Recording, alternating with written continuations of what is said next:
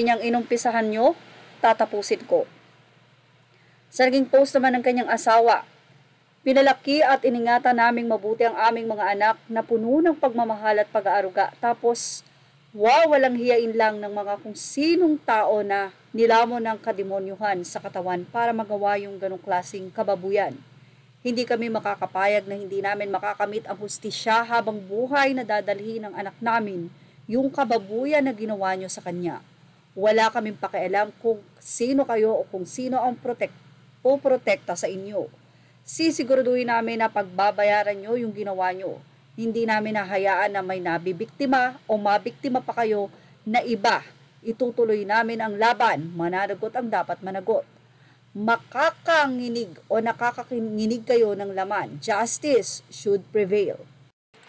May mga inilabas na nga ang ilang artikulo na dalawang personalidad o malalaking tao na mga executive daw di umano ng GMA, na kung saan ay nagbigay na nga ng statement ang GMA.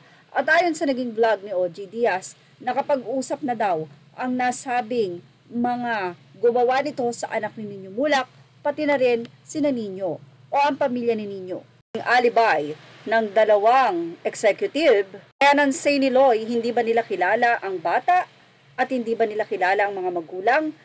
Yan daw ang napakababaw na alibay sa nasabi nga pong meeting na yon. Ayon daw sa source ni OG Diaz, ang isa ay mananatili sa trabaho at ang isa naman ay matatanggal. Ito siguro yung naging dahilan kung bakit tila hindi naging satisfied ang mag-asawang Nino Mulak at ang wife nito sa naging rason ng mga bakla na humalay sa kanilang anak, kung saan ay handa na nga sila na dalhin ito sa pinakamataas na hukuman upang maparusahan ang dapat maparusahan. Narito naman ang naging say ng source ni OG Diaz. Oo, parang napagkamalang pabuking yung bata, na hindi naman. Yung bata ay kilala naman ng dalawang executive, kaya bakit yun ang irarason nila during the meeting with the dad and the upper management? At kahit pa sabihin kunwari na pabuking yung bata, dapat bang patikimin ng illegal substance? Hindi pa ba sapat ang wine lang as per my source? Yung bata na yun, nag-workshop sa akin yun. In fairness, napaka-marespetong bata.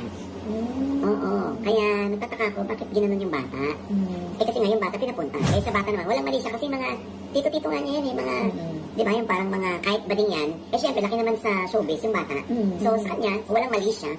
Yung pagtungo niya dun sa hotel room, oo, ganun ang nangyari. Kasi inimbita siya telling him sa text na andun pang ibang creative sa room. Tapos pagdating doon ng bata, yung dalawang gay executive ang kanyang nadatnan. Nakalagay nga dyan, buti na lang daw may kumatok para mag-deliver ng wine na in-order. Kumatok upang mag-deliver ng wine, kaya naman ito ang naging dahilan para maka-exit o makatakas si Sandro sa nasabing kamay ng dalawang executive na gay na ito. Anyway, marami ang nananawagan na sana nga daw ay mabigyan ng sapat at karapat-dapat na hustisya si Sandro. At bilang mga magulang, ayon kay OG Diaz, sana daw ay hindi pumayag si Nino Mulak at ang asawa nito, ang kanilang pamilya, na hindi mailantad ang mukha ng dalawang gay na ito, executive ng GMA, sa social media. Well, agree ba kayo kay OG? Ilagay na ang inyong opinion sa ating comment section. Rightful owners, OG Diaz YouTube channel, Nino Mulak, and others. Ang atin pong mga ginamit na video and photo para po sa ilustrasyon lamang. Kaya naman kinikredit natin ito sa mga nagmamay-ari nito. Thank you for watching Showbiz Now. Please like, share, and subscribe.